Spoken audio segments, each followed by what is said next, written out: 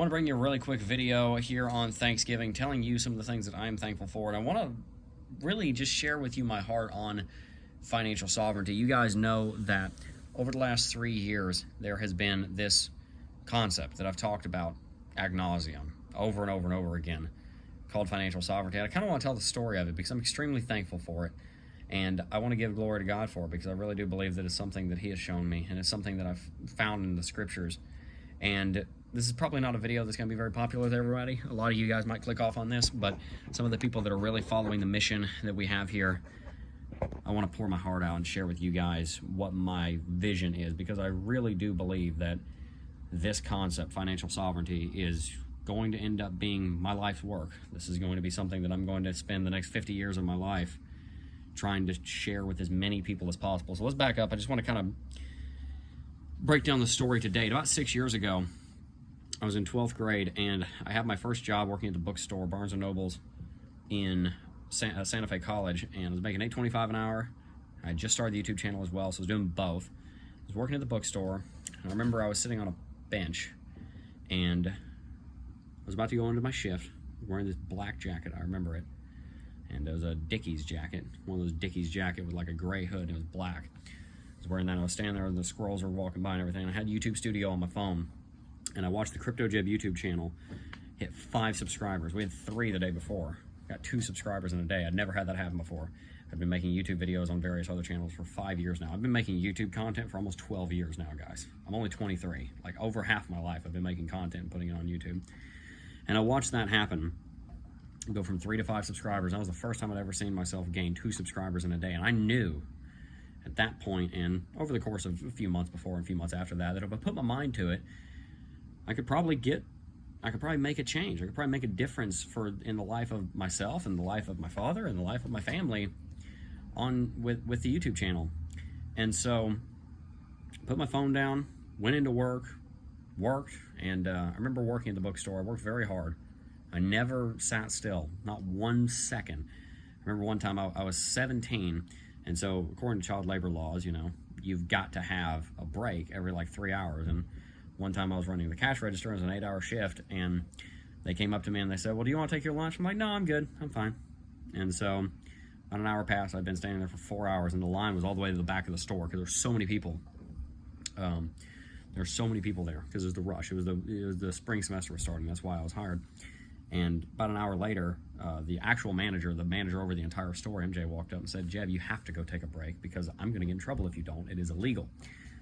So I was forced to sit down, but otherwise I was just going, working as hard as I could. If I couldn't find something to do, I was going around straightening up books, making sure they were in the right order, restocking shelves. People didn't have to ask me what to do. I was like, look, I'm costing these people money. I'm drawing a paycheck. I want to work as hard as I can. And I figured if I applied the same mindset and added daily consistency to YouTube, and I learned a skill and I was able to share with people, it would succeed. And that was 6 years ago, and it's completely changed my life. And about 2.5 years ago, this concept of financial sovereignty came to me one day on Coffee and Crypto, and I remember it coming to me, and I was in the middle of talking about Bitcoin or something. I just kind of paused, live on air. We had 3,000 people watching, and I just started kind of chewing on that phrase in my mind. Financial sovereignty, what does that mean? Finance being money and possessions, and sovereignty meaning authority, dominion, kingship, control, stewardship, you name it.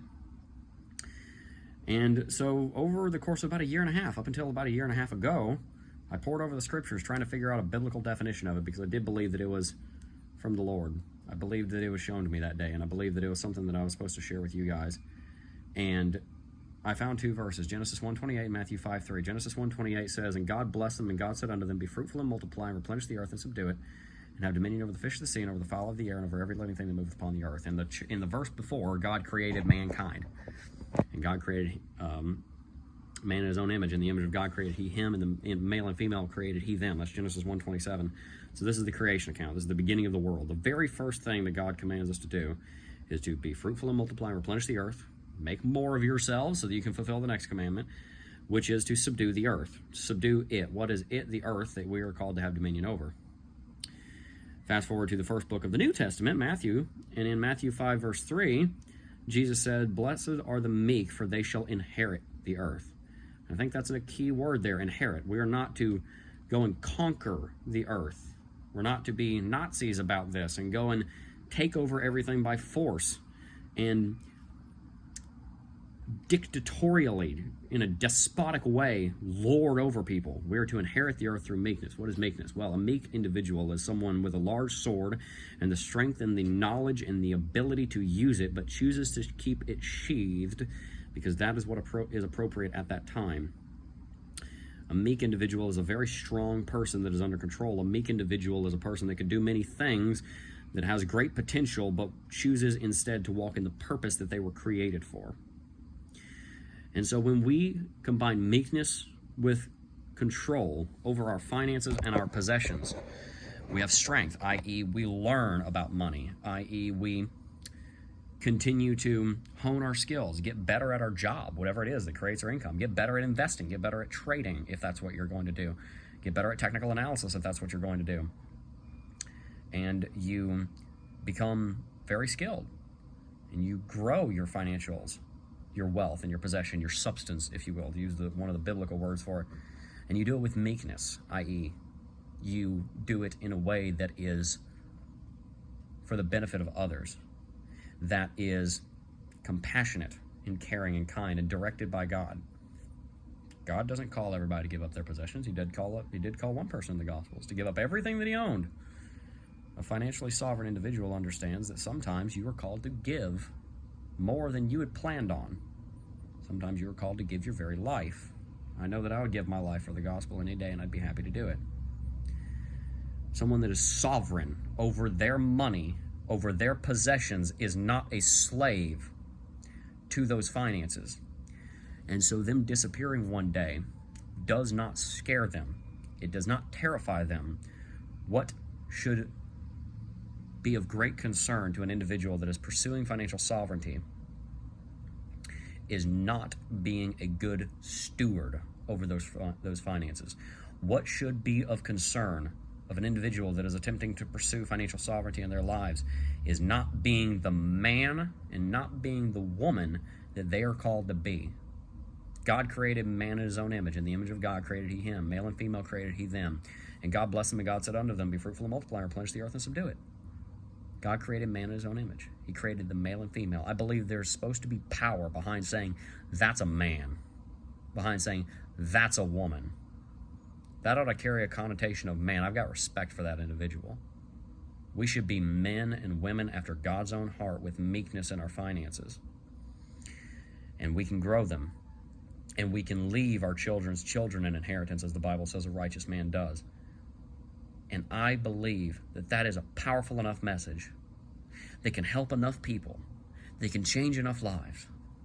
They can get people to the point where they're not fighting with their spouse every day over their stuff, that they're not fighting with their family over a lack of money because they're not working hard or they weren't a good steward of it or they're drowning in debt. I really do believe, and that's why it's 9:27 at night, and I'm recording this video for tomorrow. That's why I care so much about this. And I do apologize for the bad lighting. I know it looks like I'm telling you a campfire story or something with the bad lighting. Hopefully the tree in the background will make up for it. That's why this means so much to me. That's why it means so much to me. Because I've seen the hell that not being sovereign over your money and your possessions will bring. Being enslaved to a lack of finances, or on the flip side, being enslaved to a false sense of security when you have a lot of finances. I have had nothing, and I've been incredibly discouraged by that, and I've been enslaved to the fact that I didn't have anything. And the discouragement, God forbid we ever believe the lie of discouragement, the discouragement that brings if we're not careful. I've also had a lot of money. I've had a lot of money in my life. I've had millions of dollars in my life at times. And I know the kind of complacency that can bring. I know the kind of gluttony that can bring. I know the kind of hell that it can bring, not being the one that is leading your finances, not being the one that is leading your possessions, but having that money and those possessions lead you. And it's not the way God designed it. And I know that you know what I'm talking about. I know that you know what I'm talking about when I talk about your house being an absolute disaster and you've got no idea where anything is, and it is stressful and there's no peace there. I know you know what I'm talking about because we've all been there. When you're short on money because you weren't wise with it. I know what it's like to be in that position. I know you know what it feels like because I know what it feels like to be in a position where you look back and you think, oh crap, I should not have made that decision. It was a terrible financial decision. I was not following good, sound principles. And that was a mistake, and now I have to reap the terrible reward of it. I know you know what it feels like when there's somebody that you want to help, but you don't have what you need to help them.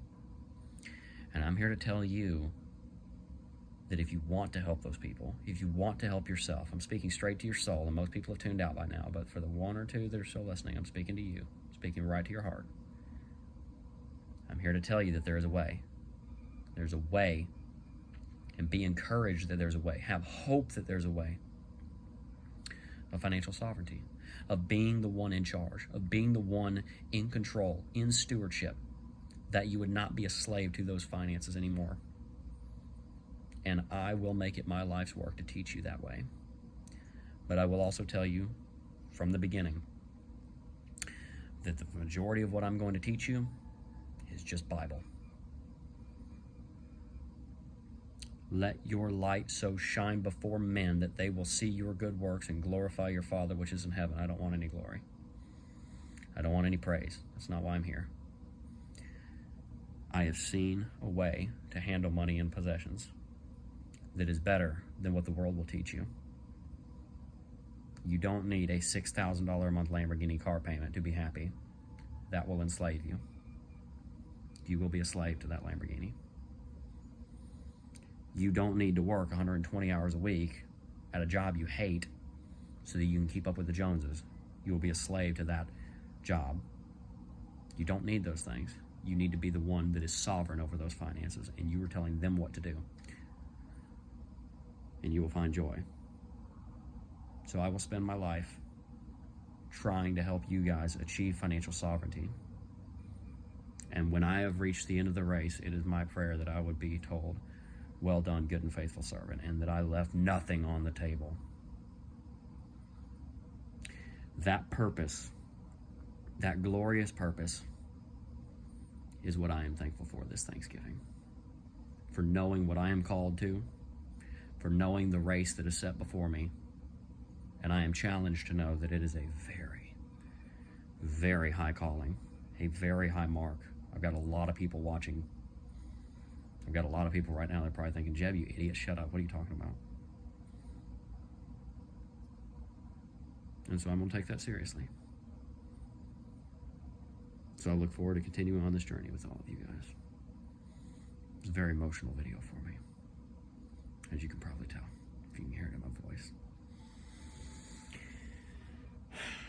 Have a wonderful Thanksgiving. Happy #FinSaw Friday.